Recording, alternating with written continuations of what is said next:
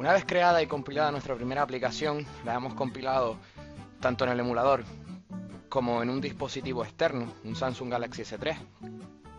Vamos a ver qué significan esas carpetas que se nos han creado a la izquierda del Eclipse. Vamos a ver en concreto el PackJack Explorer. Bien, podemos ver que se nos han creado múltiples carpetas. Vamos a ir carpeta por carpeta viendo qué significa cada una de ellas. SRC. La carpeta SRC contiene nuestros archivos de código fuente. Por defecto se incluye un tipo de actividad que se ejecuta cuando la aplicación se abre. Recordemos que a la actividad la llamamos principal y por eso aparece aquí principal.java. La programación que se realice aquí va a ser en Java, en lenguaje de programación Java. Aquí vemos la pequeña actividad que se nos ha creado. Ya veremos qué significan estas cosas. La carpeta .gen. Bueno, esta carpeta la genera el entorno de desarrollo de manera automática e incluye ficheros importantes que no deberíamos de tocar, que se actualizan solos, que son, por ejemplo, el r.java y el buildconfig.java. Entonces de esta carpeta no nos hace falta saber nada más. Android 4.2.2 es la librería de desarrollo de Android. Como sabemos, estamos desarrollando para Jelly Bean y por eso nos aparece ahí 4.2.2. Si estuviéramos desarrollando para otro, pues nos saldría la versión de Android para la que estaríamos desarrollando. La carpeta Assets. Bien, esto es un directorio que Android nos suministra para guardar recursos que utilice la aplicación que vayamos a hacer.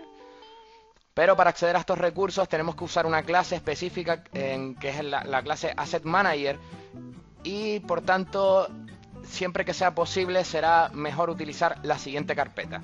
La siguiente carpeta importante es la carpeta res. Bien, la carpeta res es el directorio principal, el directorio raíz de todos los recursos. Ahí es donde se van a guardar tanto imágenes como archivos multimedia, todos que vayan a utilizar nuestra aplicación. Y estos recursos son fácilmente accesibles desde la clase R, que se generará por defecto. Vemos que hemos expandido aquí y vemos que hay múltiples carpetas. La primera de ellas es drawable, ¿vale? Drawable HDPI, en fin, tal. Bueno, pues ¿qué son los drawables? Son los recursos gráficos, es decir, las imágenes que utilizará nuestra aplicación. Vemos que hay diversos subdirectorios y estos subdirectorios atienden a la densidad de píxeles por pulgada que tenga el dispositivo en el que se ejecute nuestra aplicación. Como sabemos que existen en el mercado múltiples dispositivos, pues Android nos suministra las carpetas para que nosotros pongamos ahí nuestras imágenes. Para realizar el cálculo del tamaño, tenemos en el documento que tenemos en la plataforma, pues la escala. Aunque les recuerdo que hay que tomar como base las imágenes que incluyamos en el apartado MDPI, ¿vale? Luego las HDPI será 1,5 puntos, las XHDPI serán 2 puntos y así. Y así hacemos el cálculo de los píxeles que tienen que tener nuestras imágenes. Recordamos que si las imágenes están vectorizadas, pues será muy sencillo aumentar el tamaño y no se producirán píxeles, deformaciones en las imágenes. De cualquier forma, les dejo en la plataforma, en el manual, enlaces que hablan más sobre el diseño de una aplicación y en la página oficial de desarrollador de Android, donde podemos ver exactamente cómo hablan de estas posibilidades. Siguiente de las carpetas importantes dentro de esa carpeta raíz res es la carpeta layout. Esta es la carpeta fundamental. Recordamos que la programación para dispositivos móviles utiliza la idea de modelo vista controlador.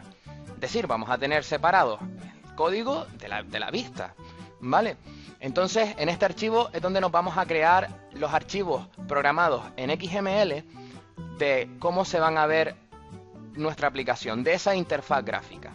Esto nos facilita mucho el código porque lo tenemos separado. Se pueden crear, bueno, si hacemos clic sobre la actividad que tenemos,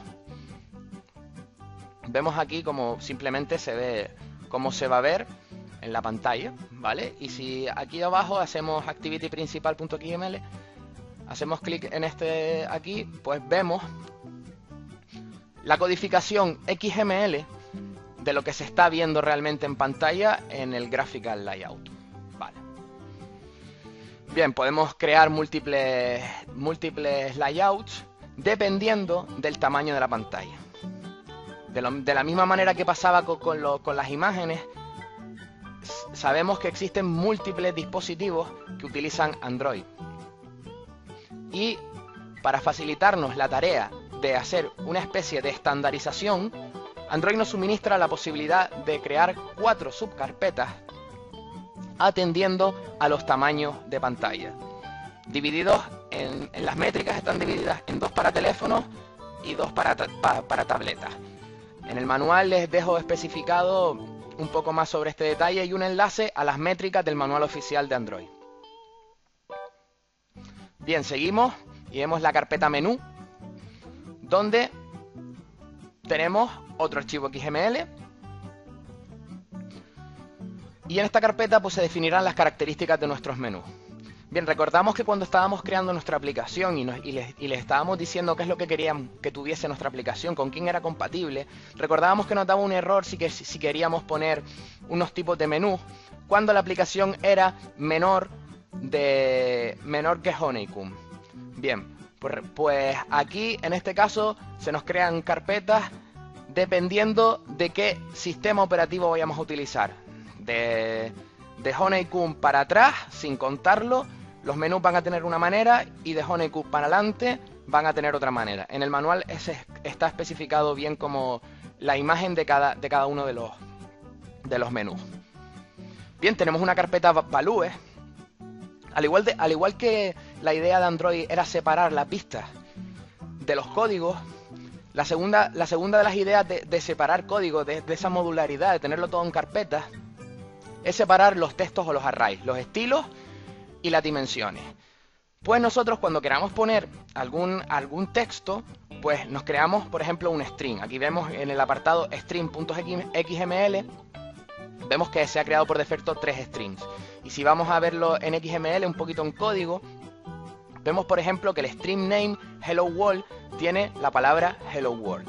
Si vamos otra vez un momento a la activity principal, veremos cómo Hello World es el texto que se está asignando porque lo tenemos asociado aquí con la string Hello World.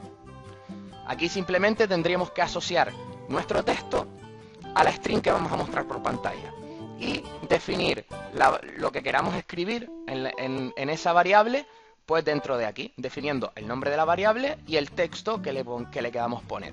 Siempre programación XML sabemos que por etiquetas y entre la palabra reservada string. Y todo ello entre la palabra reservada resources, porque van a ser nuestros resources de string. Esta carpeta puede ser bastante interesante cuando queremos hacer una aplicación en varios idiomas. En el manual les dejo un enlace bastante interesante de los códigos ISO de los 136 países principales del mundo.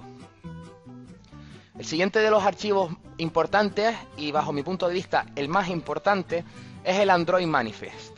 El Android Manifest, que también está construido en XML, es el archivo de configuración global de nuestra aplicación. En este fichero se informarán del sistema de actividades o servicios que ejecutará nuestra aplicación y de esos permisos que necesitaremos en el caso de que nos conectemos a Internet, en el caso, por ejemplo, de que activemos el GPS. Este fichero es fundamental y también, por ejemplo, tenemos el uses SDK, que vamos a decir a la mínima versión de Android que vamos a hacer compatible, en este caso la 8, Froyo, y a la versión a la que estamos compilando, que supondrá la máxima versión para nuestra aplicación, que en este caso es la 17, que es Android Jelly. Bien, tenemos por ejemplo aquí el nombre de las y se nos crea por defecto esa actividad que se nos creó, y aquí tenemos por ejemplo el nombre de la actividad. Volvemos otra vez a lo mismo, vemos que tenemos $string appname, y si nos vamos al apartado de strings, vemos que el string name appname pues tiene ese nombre que le habíamos puesto a la actividad, que era prueba. Pues bien, pues ahí aparecerá prueba. Ahí simplemente cambiamos y cambiaremos los nombres. Y Default Properties o Proper Properties, ¿vale?